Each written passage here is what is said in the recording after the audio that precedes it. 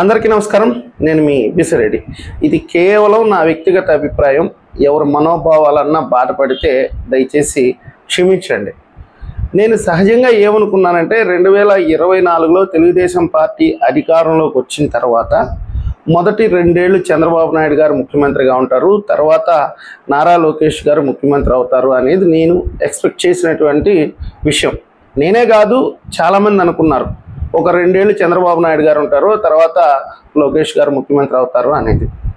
అయితే జరుగుతున్నటువంటి పరిణామాలు, పొత్తులు, అనేక రకాలైనటువంటి విషయాలను పరిశీలిస్తే లోకేష్ గారు ఈ 5 ఏళ్ల కాలంలో ముఖ్యమంత్రి అయ్యే అవకాశం అయితే లేదు. ఇది మాత్రం స్పష్టం.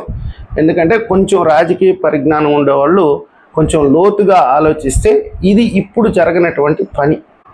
ఎలాగో తెలుగుదేశం పార్టీ అధికారంలోకి వస్తుందిలేండి, అది వేరే విషయం. వైసీపీ ఏదేదో మాట్లాడుతుంటుంది, అవి పట్టించుకోవాల్సిన విషయం లేదు ఇక్కడ.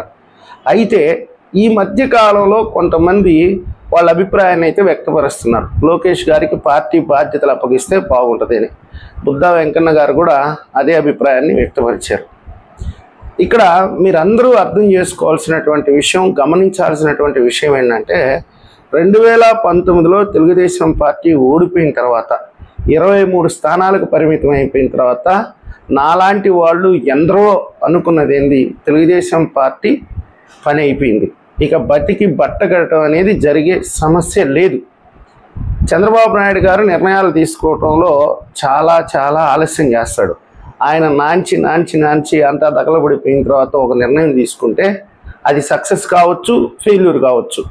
అది ఆయనకు కరెక్ట్ కావచ్చు, కానీ సామాన్యులమైనటువంటి మాలాంటి వాళ్ళకి ఏంటంటే ఒక రకంగా నిరాశాజనకంగా ఉంటాయి ఆయన నిర్ణయాలు, కానీ ఫైనల్గా సక్సెస్ అవుతాయి, నేనేం కాదనట్లేదు.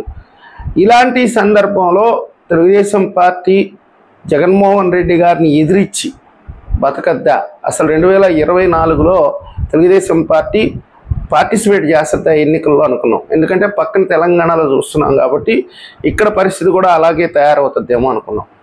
అప్పుడు వచ్చాడు లోకేష్ గారు.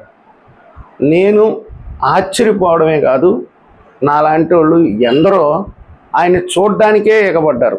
ఆయన ఏం మాట్లాడతాడు, వాస్తవం ఇది. ఆయన మాట్లాడిన ప్రతి మాట జనాల్లోకి దూసుకెళ్ళిపోయింది. ఈరోజు గ్రామీణ ప్రాంతాల్లో సహా లోకేష్ గారంటే ఒక అభిమానం. మారాడండి, చాలా మారాడు. ఆయన బాగా మాట్లాడుతున్నాడు, బాగా ఫైట్ ఇస్తున్నాడు, కష్టపడుతున్నాడు పార్టీ కోసం అనేది అయితే ఖచ్చితంగా ఈరోజు జనాల్లో ఆ ఇంప్రెషన్ అయితే సాధించగలిగాడు. ఇంకొక అంశం, యువగళం పాదయాత్ర వరకు తెలుగుదేశం పార్టీ ఒక ఎత్తు. యువగళం పాదయాత్ర మొదలైన తర్వాత తెలుగుదేశం పార్టీని దాదాపుగా ఉన్నత స్థాయికి తీసుకోపోయాడు. అంతే, ఇది ఎవరైనా ఒప్పుకోవాలి, వాళ్ళు కాదన్నా అవునన్నా ఇది వాస్తవం. యువగళం పాదయాత్ర లేకపోతే తెలుగుదేశం పార్టీ అక్కడ క్లోజ్ చేసేయాల. పార్టిసిపేట్ చేస్తుంది, నేనేం కాదనలేదు, కానీ అంత హైప్ రాదు. ఎదురించగలరు, జగన్మోహన్ రెడ్డిని ఎదిరించగలరు, ఓడించగలడు, అధికారంలోకి పార్టీని తేగలడు అనే నమ్మకం అయితే లోకేష్ గారి పాదయాత్ర ద్వారానే, ఆయన మాట్లాడిన మాటలు, ఆయన ఇచ్చిన హామీల ద్వారానే ప్రజల్లోకి బలంగా వెళ్ళిపోయింది. అక్కడి నుంచే అన్ని వర్గాల ప్రజలు ఏకం కావటం, వైసీపీ నుంచి కొంతమంది నాయకులు తెలుగుదేశం పార్టీలోకి రావటం, నాయకులు కష్టపడి పనిచేయటం గ్రామ స్థాయిలో కూడా. ఎందుకనంటే లోకేష్ అనే యువ నాయకుడికి ప్రజల నుంచి వస్తున్నటువంటి ఆదరణ అన్నమాట. ఇప్పుడు అసలు పాయింట్కి వచ్చేస్తాను. లోకేష్ గారికి పార్టీ పగ్గాలు అప్పచెప్తారా లేదా, ఇది మళ్ళీ చెప్తున్నాను, కేవలం ఇది నా అభిప్రాయం. ఇక్కడ తెలుగుదేశం పార్టీ గమనించాల్సినటువంటి విషయం ఏంటంటే జనరేషన్ చేంజ్ టైం అన్నమాట ఇది. నందమూరి తారక రామారావు గారి నుంచి చంద్రబాబు నాయుడు గారి వరకు, చంద్రబాబు నాయుడు గారి దగ్గర నుంచి ఇప్పుడు లోకేష్ గారి దగ్గరికి జనరేషన్ చేంజ్ అంటే పార్టీలో కొత్త తరం వచ్చేటటువంటి సమయం ఇది. ఇక్కడ నాలాంటి వాడుకు ఉండేటటువంటి అనుమానాలు ఏంటంటే ఇది అంత ఈజీగా తెగి తెల్లారేటటువంటి విషయం అయితే కాదు. ఆఫ్టర్ ఆల్ ఒక జిల్లా అధ్యక్షుడిని మార్చాలంటేనే చంద్రబాబు నాయుడు గారు 100 రకాలుగా ఆలోచిస్తాడు. ప్రతిపక్ష పార్టీలో ఏ కులానికి ఇచ్చారు, తర్వాత ఆ పార్టీలో ఏ కులానికి ఇచ్చారు, ఈ పార్టీలో ఏ కులానికి ఇచ్చారు, అక్కడ ఏ కులం ఎక్కువగా ఉంది, ఇదే ఆయన వేసేటటువంటి ఎస్టిమేషన్లు. ఫలానోడికి నేను పదవి ఇస్తే ఎక్కడన్నా అసమ్మతి వస్తుందేమో, ఆ అసమ్మతుల్ని మళ్ళా మనం ఎట్లా పొచ్చగించాలి, వాడికి నచ్చుతాడో వీడికి నచ్చుతాడో, ఇన్ని రకాలుగా ఆలోచించి ఆ చివరికి వచ్చేటోడికి ఏదో ఒక పనికి మాలినోడికి అక్కడ పదవి ఇస్తారు. ఆ తర్వాత అక్కడ పార్టీ కొట్టుమిట్టాడి ససద్దంతే. ఇట్లా అనేక జిల్లాల్లో జరిగింది. మా నెల్లూరు జిల్లానే ఇందుకు ప్రత్యక్షమైనటువంటి ఉదాహరణ.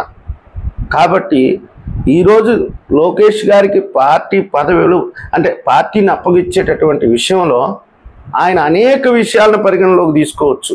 నేను ఇదే వెటకారంతోనో లేకపోతే ఇంకొక ఉద్దేశంతోనో అనట్లేదు. అంటే కమ్మ సామాజిక వర్గానికి పార్టీ బాధ్యతలు అప్పచెప్తే ఇది కమ్మోళ్ళ పార్టీ అనుకుంటారేమో, పక్కన జగన్మోహన్ రెడ్డి ఉన్నాడు, తర్వాత ఇంకా చాలా ఆలోచిస్తారు.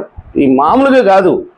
ఇక నేను వాస్తవంగా చెప్పాలంటే జో బైడెన్ ఏమనుకుంటాడేమో, పక్కనుండే కేసీఆర్ ఏమనుకుంటాడో, రేవంత్ రెడ్డి ఏమనుకుంటాడో, జగన్మోహన్ రెడ్డి ఏమనుకుంటాడో, షర్మిల ఏమనుకుంటుందో, ఇన్ని ఉంటాయి అన్నమాట ఆయన పరిశీలన మొత్తం. ఫలానా క్యాస్ట్ ఏమనుకుంటుందో, ఇంకొక క్యాస్ట్ ఏమనుకుంటుందో, జగన్మోహన్ రెడ్డి గారు రెడ్డి కాబట్టి మనం రెడ్డి సామాజిక వర్గం నుంచి తీసుకొచ్చామన్నా ఇస్తే బాగుంటుందా, లేకపోతే పోయినసారి బీసీకి ఇచ్చాం కాబట్టి ఈసారి ఎస్సీకి ఇస్తే బాగుంటుందా, ఇన్ని రకాలుగా ఆయన ఆలోచించి ఎటు తేల్చకుండా ఈ 5 ఏళ్ళ కాలం గట్టిచ్చేస్తారంతే. నాకు తెలిసినంత వరకు నా అభిప్రాయం అయితే ఇంతే. ఆ ఎన్నికల ముందు ఇంకా మళ్ళీ అప్పుడు కూడా మళ్ళీ పొత్తులు పెట్టుకోవాల్సిందే, రేపు 29కి కూడా తప్పని పరిస్థితి. ఇక మళ్ళీ పవన్ కళ్యాణ్ ఏమనుకుంటాడేమో. చాలా ఉంటాయి ఇక్కడ అంశాలు. మీరు ఆలోచించినంత ఈజీగా ఏంటంటే ఇది తెగదు, తెల్లారదు. కాకపోతే కార్యకర్తల బలం, సపోర్టు ఖచ్చితంగా నిలబడాలి కార్యకర్తలు. ఈ టైంలో ఏంటంటే లోకేష్ గారికి తప్పకుండా తెలుగుదేశం పార్టీ పగ్గాలు అప్పచెప్పాల్సిందే. ఇది జనరేషన్ చేంజ్ టైము. ఆయనకి సంబంధించినటువంటి గ్రౌండ్ని ఏర్పాటు చేసుకోవాలి. ఇప్పుడు రేపు జనసేన పార్టీ సంస్థాగతంగా అభివృద్ధి చెందుద్ది, కాంగ్రెస్ కూడా అడుగు పెడుతుంది. మొన్న ఏదో ట్రైల్ అంతే, షర్మిల గారు ఖచ్చితంగా గ్రామీణ స్థాయిలోకి వెళ్ళిపోతారు. ఇంకా బీజేపీ కూడా ఆ పార్టీని విస్తృతంగా అభివృద్ధి చేసుకోవడానికి ప్రయత్నిస్తారు. ఇంకా సిపిఎం, సిపిఐ అన్నీ పడతాయి. వైఎస్ఆర్సీపీ కూడా అంత ఈజీగా తలొగ్గి మేము ఓడిపోయాం కాబట్టి ఇంట్లో కూర్చుంటాం అనే టైప్ కాదు. వాళ్ళు కూడా రేపటి నుంచి పోరాటం మొదలు పెడతారు. కాబట్టి ఇలాంటి సమయంలో లోకేష్ గారికి పార్టీ పగ్గాలు అప్పచెప్పడం అనేది మంచిది అనేది నా అభిప్రాయం. మీ అభిప్రాయాన్ని కూడా కామెంట్ రూపంలో తెలియజేయండి. ఈ వీడియో మీకు నచ్చినట్లయితే లైక్ చేయండి, సబ్స్క్రైబ్ చేయండి. ధన్యవాదాలు.